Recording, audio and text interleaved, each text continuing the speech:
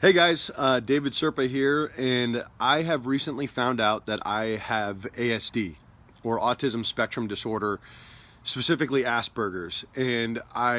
My mom has worked with adults with disabilities for the last 20 years, and she has always said people with autism are her favorite, and that she loves them, but she did not notice it in me growing up.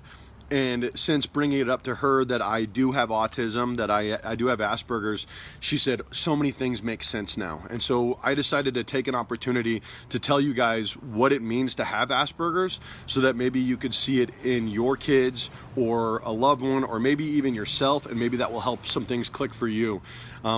So like I said, my mom has been working with adults with disabilities for the last 20 years and didn't recognize it in me, so I'm going to help you guys out here. So about 4 years ago, I saw the show Parenthood, and I saw the character that had Asperger's in it, Ray Romano's character, and my ex-wife and I were laughing about it because of the similarities with me. Recently, I took the AQ test and found out that I do indeed have Asperger's.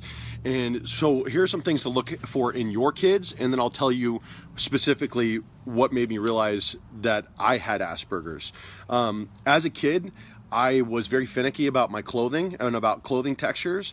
A lot of my friends laughed because I wore sweatpants through middle school and didn't want to change my sweatpants because I didn't like the way that jeans felt on my legs. I was a loner a lot throughout high school and through middle school and elementary school. I spent a lot of time by myself. My mom remembered watching me play by myself when I was in kindergarten, and she tells a story about how she would watch and she would cry looking at me through the fence, seeing that I was by myself, but that I didn't seem to be upset. I was a finicky eater. I still am a little bit. I don't like certain textures. Things like hollandaise sauce, or if my eggs are too over easy, I just can't eat it.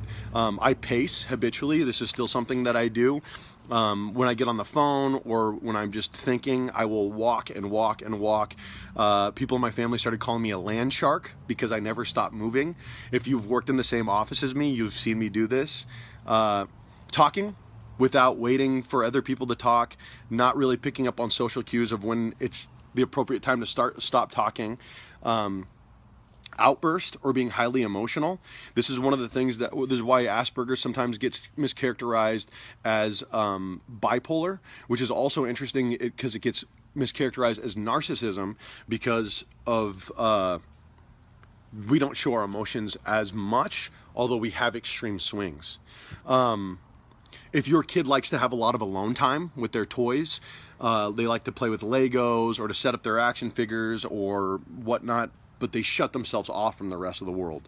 3D models, a lot of video games like Minecraft are good for people that have Asperger's. Headphones. I didn't even realize that the reason why I've been wearing headphones around since middle school was because I was shutting out the overwhelming noises that were around me. Lack of eye contact. This is something that could be is very difficult for people with Asperger's to keep eye contact. That being said, when you have a father, when you have people around you that are like, look at me, look at me, look at me, look at me, look at me, why are you not looking at me? Eventually you learn how to keep eye contact. Not being extraordinarily affectionate is something that's characteristic of people with Asperger's. And stimming. Stimming is, a lot of you see me that I will do this with my hands. It's this thing that I do with my middle finger and then on the inside of my fingers just to kind of keep myself calm. I try not to let people know that I do it, which is why I hold a pencil a lot of times in my hands or a lighter or something. Okay, so that's a little bit about how to recognize Asperger's in your kid. Now, me as an adult, studying one thing fanatically. Like really studying one thing to a point to where you forget to eat, or you are not as tired, or you just care about one thing. Over talking, overly situationally aware of your surroundings is another big one. If you're very good at pretending and you're very childlike, I grew up doing theater and I loved theater. I also taught kids that were 6 to 12 years old and 13 to 18 years old with camp. I love children. I love hanging out with kids. I love pretending. I also enjoy my solitude. So that's something that I have to have alone time. And for people that are neurotypical, they don't understand the importance for people with autism to have some alone time. So I find my alone time, and my wife is very good about letting me have some of my alone time. Numbers, sometimes we're very fanatic about numbers. I study numerology pretty extensively, and will be a little bit fanatic about the clock, about what time it is and things like that. Which is one of the reasons why I was very good at calculating taxes in my head with real estate. I would tell people, hey, what's 1.7% tax rate at $500,000? And how much can you save if you have a 1.3% tax rate at the same price? And I could do things like that off the top of my head. And it would get frustrating for me that people can't. We have a disdain for social chit chat. Some people think that I'm rude because I don't like to do the whole, how are you? How is your wife? How's your kids? What have you guys been up to? I actually have a disdain for it. It's not interesting to me at all. If you want to have an interesting conversation about something that you know is going to further the world and further my life, then that's great, or your life, or whatever. But just social chit chat is boring. I'm an avid fiction reader. I read a lot of fiction. I enjoy art and books and music. I like to play music. We don't pick up well on social cues. So that was one of the big things that people would tell me, especially when I was running a team, a 28-person team. They said, you know that such and such is getting ready to do this, right? And I would have no idea whatsoever. Or when I was younger, you know that such and such really has a crush on you or likes you a lot. No idea. Wouldn't make any sense to me whatsoever. We are very good with patterns. And so a lot of people that are looking at this and they're thinking, oh, my son has a very strong sense of right and wrong. He's an open book. He tells me about everything. He talks all the time. He's unable to read intentions. He's a little bit socially strange. People think, oh, well, my kid has Asperger's, so they can't do anything. Now, 15% of police officers have Asperger's. They have a profound sense of right and wrong. We have an ability to compartmentalize pain and actually have a little bit of a disassociation with our body. So you find a lot of people with Asperger's in the military, in the police department. A lot of people gravitate towards working in therapy or working as a psychologist because we've been reading people for so long just to try to understand how to fit in with people or how to understand how relationships work, that we intellectualize all human interaction. And so we're very good as therapists. A lot of authors have Asperger's. A lot of musicians or record producers have Asperger's. It's not the end of the world if you find out that you have Asperger's or autism. So that's kind of it, guys. I wanted to just kind of drop a quick thing and let you guys know that, yes, I have autism spectrum disorder. Yes, I have Asperger's. No, that doesn't make me a bad real estate agent. No, that doesn't make me, a bad person.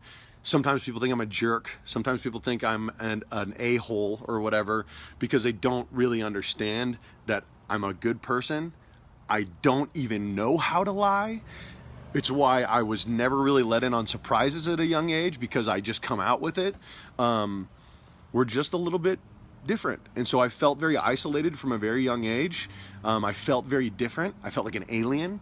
And now that I've taken this test and now that I realize that I do have Asperger's, things just make more sense for me. I'm not upset. I'm not frustrated. It makes a lot of sense why I haven't been able to maintain friendships. I'm kind of perpetually lonely.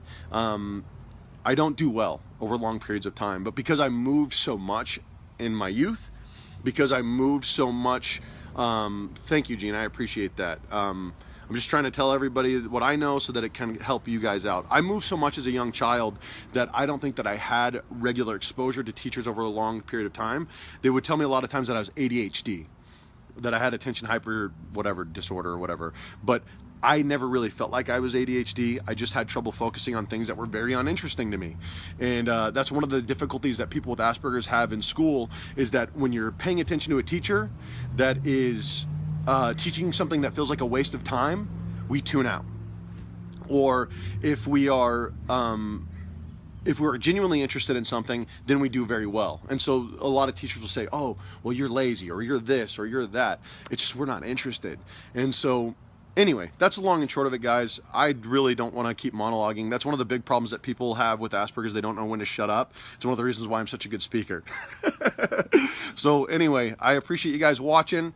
If you guys have any questions, feel free to let me know. I'm happy to share with you what I do know about Asperger's and ASD.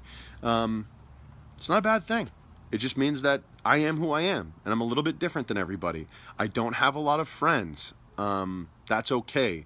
It's not easy for me to understand what people are thinking or what people are doing or picking up on social cues, and so I am very open to being manipulated and being taken advantage of, and so that's just one of those things that happens. So anyway, that's that. I have Asperger's. I have autism spectrum disorder, and if you are now watching this and you want to watch it from the beginning, I go into a little bit about how to spot it in your kids, how to help them cope with it, and that it's not really something to be ashamed of. It just makes us different. So my name is David Serpa. I have Asperger's, and I'm here to help out. If you need some help, if you have any questions, feel free to let me know, and I will do my best to help you find the answer. Talk to you guys soon.